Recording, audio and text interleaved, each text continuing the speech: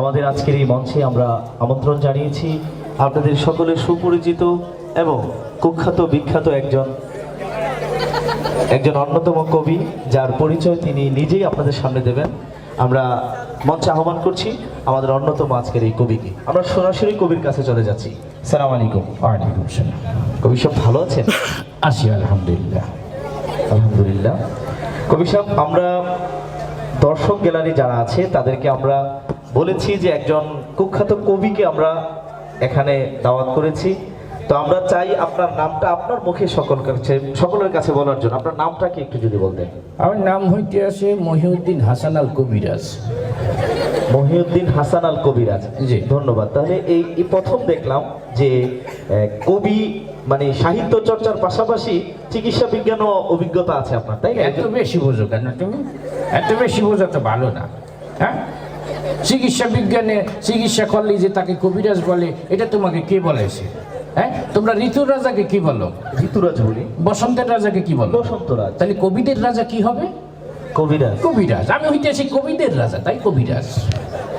আশ্চর্য। আচ্ছা কবি সাহেব, আমরা জানি আপনি আমাদের বিশ্বের বিভিন্ন দেশে কবিতা নিয়ে আপনি ভ্রমণ করে থাকেন। আপনি সর্বশেষ অথবা কোন কোন দেশগুলোতে ভ্রমণ করেছেন আমাদেরকে যদি একটু বলতেন। আসলে আমি অনেক দেশ সফর করছি, ও তোমরা জীবনে নামও শোনো নাই। তারপরেও আমাদের গ্যালারিতে অনেকে আছে হয়তো জানতে পারে, তাই না? আপনারা জানতে পারেন না, এটা শুনতে চাই। আপনি না, এরা জীবনে যায় না, বহু দূর, ওইগুলো মিডিল ইস্টের ওই পাশে। এরা জীবনে দেখে না ওইসব দেশ। একটু যদি বলতেন। হ্যাঁ, কত দেশের নাম বলবো, এই মনে করো নোয়াখালী, বরিশাল, কুমিল্লা, চাঁদপুর, ময়মনসিংহ, আরো বহু দেশে গেছে। জি সেন বানা তোমরা। আচ্ছা ধন্যবাদ। আচ্ছা কবি সাহেব, আমরা জেনেছি সর্বশেষ আপনি একটি রাষ্ট্রে ভ্রমণ করেছিলেন, যে রাষ্ট্রের নামটা আমরা একটু জানতে চাই। সর্বশেষ যেখান থেকে এসেছেন? এটা হলো ওই শ্রীলঙ্কাতে গিয়েছিলেন, তাই না? ধরুন না, শ্রীমঙ্গল। হয় শ্রীমঙ্গল, সিলেটের শ্রীমঙ্গল। হয়। ধন্যবাদ।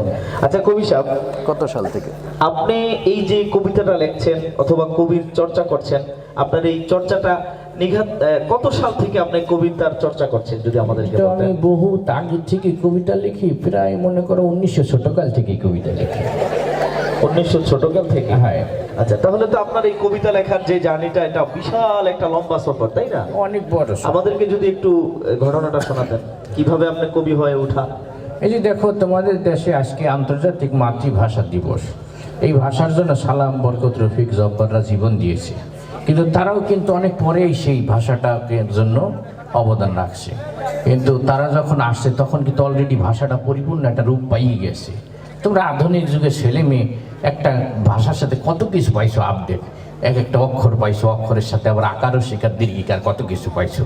এইগুলা কিন্তু এককালে ছিল না। আমি কিন্তু বহুত আগে থেকে কবিতা লিখি, বললাম না, ওই আমি যখন থেকে কবিতা লিখি তখন কাজী নজরুল, রবীন্দ্রনাথ কারোই জন্ম হয় নাই, তোমার বাপ দাদারও জন্ম হয় নাই। এই তোমরা ছোটবেলায় একটা কবিতা পড়েছো, পাখি সব করে রব, রাতি পোহাইল, কাননে কুসুম কলি, সকলে ফুটিল। এটা কিন্তু আমার লেখা। তো এই কবিতাটা যখন আমি প্রথম লিখি তখন কিন্তু এই আকার শিকার, দীর্ঘিকার কিছু আবিষ্কার হয় নাই।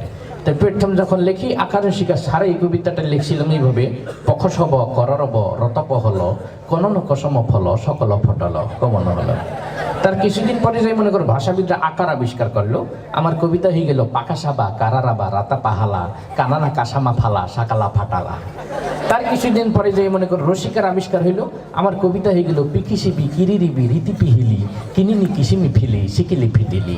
তার কিছুদিন পরে যে রস্যকার আবিষ্কার হইলো, আমার কবিতা হয়ে গেল পুকুসুবু কুরুরুবু ঋতুপু হলু, কুনুনু কুসুমু ফুলু, শুকুলু ফুটুলু।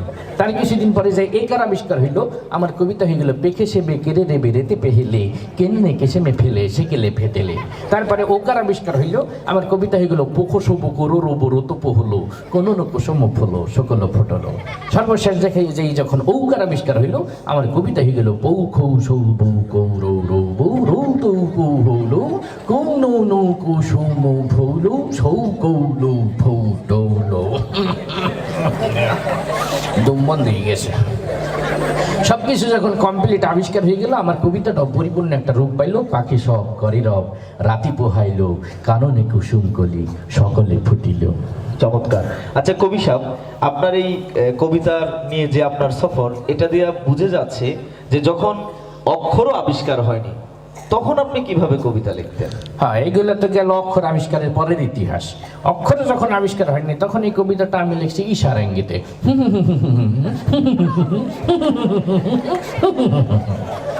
অসংখ্য ধন্যবাদ কবি সাহেব। আমরা আপনার এই কবিতাটা বিশ্বের বিভিন্ন ভাষাতে ট্রান্সলেট হয়েছে, অথবা ভাষা পরিবর্তন করে আপনার কবিতাটাকে অনেকেই এটাকে ভাষান্তরিত করেছে। তো সর্বশেষ আপনার এই কবিতাটা কোন ভাষায় রূপান্তরিত হয়েছে? এটা মনে করে তামিলনাড়ুতে এইটা তর্জমা হয়েছে এইভাবে: পিখারের শার্টকে ইল্লারটা কিস্তিন্ডিকি উরোটাকে তন্ডা ইল্লোরোটা কিস্তিন্ডুবু কালে রোডে কিস্তিন্ডা।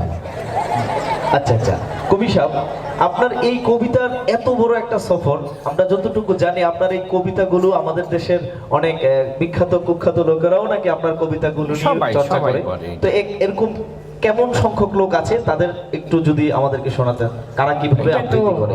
সঙ্গে দুটাই পাঠ করে, তার ভিতর মনে করে যে সিনেমা জগতে যারা কাজ করে ওরাও আমার ওই কবিতাটা সুযোগ পাইলে আবৃত্তি করে। একদিন আমি দেখলাম যে ডিপজল আসে না, ডিপজল আমার এই কবিতাটা আবৃত্তি করতেছে এইভাবে: ওই পাখি সব কর্তাছে রব, বোঝো নাই ব্যাপারটা, দুধু খাও। তারপরে এই কবিতাটা যখন আমি গেলাম যে মিশা সদাগরের কাছে, যে মিশা সদাগর তুমি একটু আবৃত্তি করো তো, তখন সে আবার আবৃত্তি করলে এইভাবে: পাখি সব করে রব, রাতি পোহালো, ড্যাড রাতি পোহালো, কাননে কুসুম কলে সকলে ফুটিল। তারপরে আমি বললাম ঠিক আছে, কিন্তু ফুল ফুটুক, তুমি বাদ দাও, এটা আমি একটু কাবিলার কাছ থেকে শুনে আসি।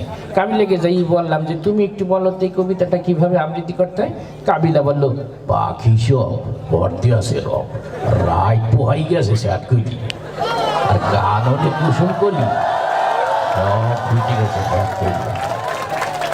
এই আত্মারি দিওটা এটি ইসলামী সাংস্কৃতিক অনুষ্ঠান না। তারপরে ওইটাকে আমি যেই বললাম যে ওই ওমর সানিকে যে তুমি একটু আবৃত্তি করো, তা ওমর সানি এটা আবৃত্তি করতে আসে এইভাবে: চৌধুরী সাহেব পাখি সব করে রব, রাতি পোহালো, হ্যাঁ হ্যাঁ রাতি পোহালো, কাননে কুসুম কলে সকলে ফুটিল। আমরা গরিব হতে পারি কিন্তু বাগানে ফুল ফোটাতে পারি। তাই বললাম ঠিক আছে, তোর ফুল ফোটাই দিবি না। তারপরে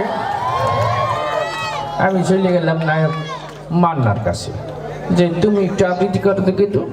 তাই মান্না আবৃত্তি করলে এইভাবে: পাখি সব করে রব, রাতি পোহালো, মজা রাতি পোহালো, কাদরে কুসুম কলে সকলে ফুটিল। তাই বললাম ঠিক আছে, তুমি বসো। তারপরে আমি গেলাম নায়ক রুবেলের কাছে যে কিন্তু তুমি একটু এটা আবৃত্তি করো। তার নায়ক রুবেল তো আবার একটু অ্যাকশন ধর্মী মানুষ, সে আবার দেখলাম সেই তুমি এটা আবৃত্তি করতেছে এইভাবে: পাখি সব করে রব, রাতি পোহালো, কারণে কুসুম কলে সকলে ফুটিল। আমি বললাম চুপ করে থাক, তুই তোর আর বলতে হইবে না। তারপরে এইটা আমি সর্বশেষ নিয়ে গেছিলাম এই একটা গেদু আছে না, ইদানিং বেশি ফটর ফটর করে, জায়েদ খানের কাছে। বললাম কিন্তু তুমি একটু আবৃত্তি করো তো। তখন জায়েদ খান আবার বললো: তোমরা জেনে অবাক হবে যে পাখি সব করে রব, রাতি পোহালো, আর কাননে কুসুম কলি সকলে ফুটিল। তোমরা এটা জেনে আরো অবাক হবে যে কাননে কুসুম কলি সব ফুটুক আর না ফুটুক, মেয়েরা আমাকে দেখলে কিন্তু ওদের ফুল ফুটে যায় আর কি। তাই বললাম যা কিন্তু তোর ফুল ফোটার লাগবে না। তা এই হইল আর কি বিষয়টা। অসংখ্য ধন্যবাদ জানাচ্ছি কবি সাহেব আমাদের সাথে থাকার জন্য। আচ্ছা, আপনার এই কবিতাটা যদি আমরা একটু আমাদের যে তৃতীয় লিঙ্গ আছে তারা যদি আবৃত্তি করে তখন কিভাবে করবে একটু শুনিয়ে দেন।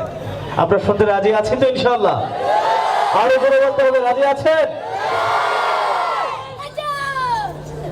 তৃতীয় লিঙ্গে তো তাদেরকে আল্লাহ তাআলাই বানাইছেন, তারাও আশরাফুল মাখলুকাতেরই একটা অংশ, তাই না? ভাগ্যক্রমে তারা তৃতীয় লিঙ্গ হয়ে, কিন্তু আমাদের দেশে আবার ইদানিং একটা জাতি বাড়িয়েছে যারা জোর করে তৃতীয় লিঙ্গ হইতে চায়, তাদেরকে বলে ট্রান্সজেন্ডার। আল্লাহ এগুলো বানাইছে পুরুষ কইতে, কিন্তু এরা নিজেরাই হইতে চায় মাইয়ে, তাও আবার বলে অপারেশন ছাড়াই মনে মনে মাইয়ে হইতে চায়। এই একটা কথা হইলো। তারা দেখবা যে একটু তাদের কথার ঢংটা পুরুষই একটু মাইয়েদের মতো বলার চেষ্টা করে, ওই তাদের আর কি আবৃত্তির ঢংটা এরকম: এই ছেলে পেলে আমার কবিতা শোন, পাখি সব করে রব, রাতি পোহালো, হ্যাঁ হ্যাঁ রাতি পোহালো, কাননে কুসুম কলি সকলে ফুটিল।